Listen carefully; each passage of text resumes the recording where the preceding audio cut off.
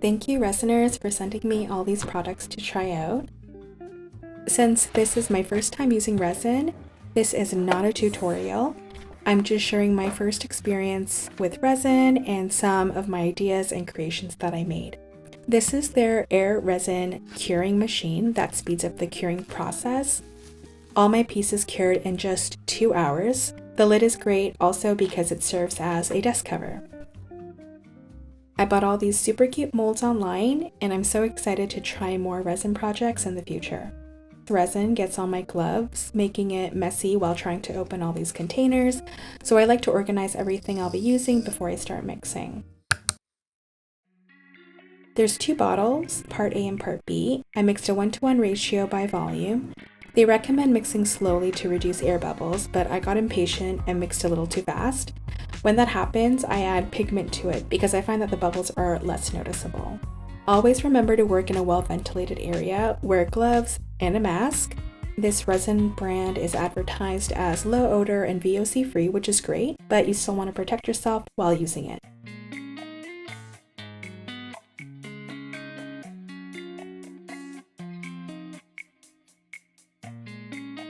I'd also recommend placing your molds in the curing machine before pouring the resin to avoid spills while transferring them to the machine. I realized this after I started pouring, so it did get a little messy.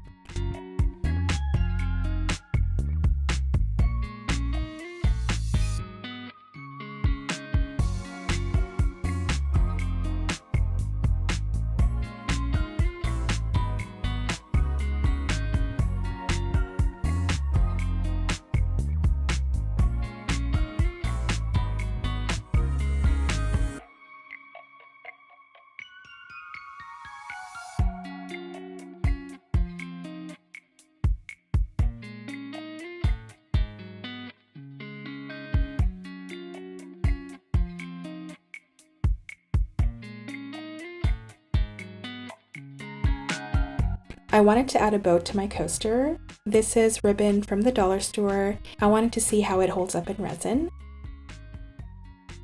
The coaster mold I was using was a little warped and the middle part was raised, so I transferred everything to a different mold. Once it's all done, press the button. When it turns red, it means it's on, and it'll automatically shut off after 2 hours. 2 hours later, everything is done curing. I printed characters on plain paper and coated them with the leftover resin. I made one with Snoopy as well, and I placed it inside a coaster.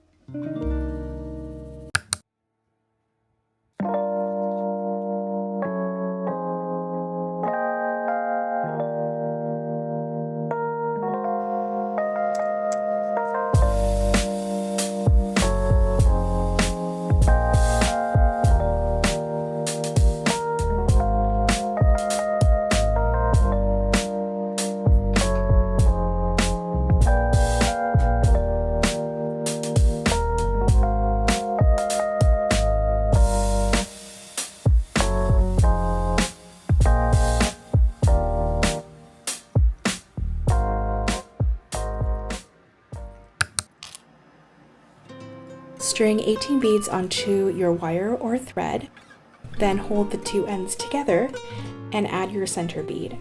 You can place a clip on the end of your thread so the beads don't fall off. Then add another 18 beads for the other side of your bow. You want to feed the end of the string through the middle bead, and I added 10 beads to each end. Then I added a silver round crimp bead followed by another pearl bead. You want to take the end of the string and feed it through the crimp bead, and I also put it through the adjacent pearl bead as well. Crimp the bead, and this final step isn't necessary, but I didn't trust that the crimp bead would hold up, so I added a bit of UV resin on the ends to make it secure.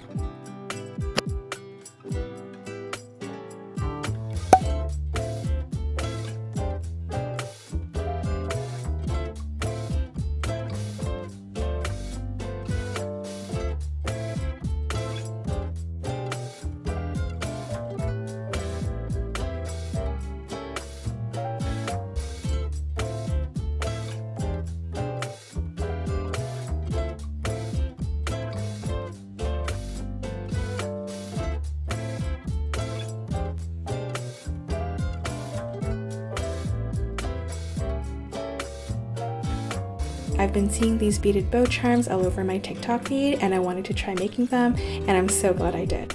I also love the resin brand tags that I added to my charms.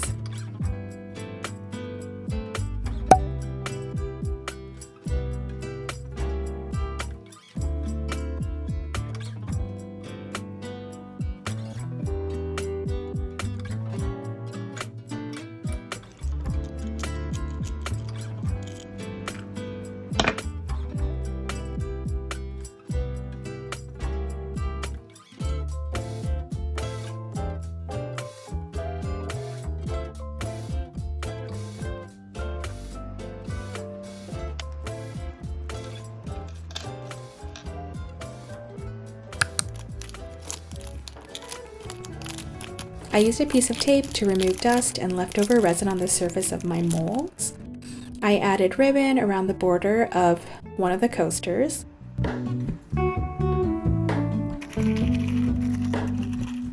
Hello, Ramona. I can't shake the simplest feeling beyond the ghost. We stand on the opposite shore. Hello. I also added a layer of resin over the bales to secure them on my charms. My only hope. I look for the things I don't know.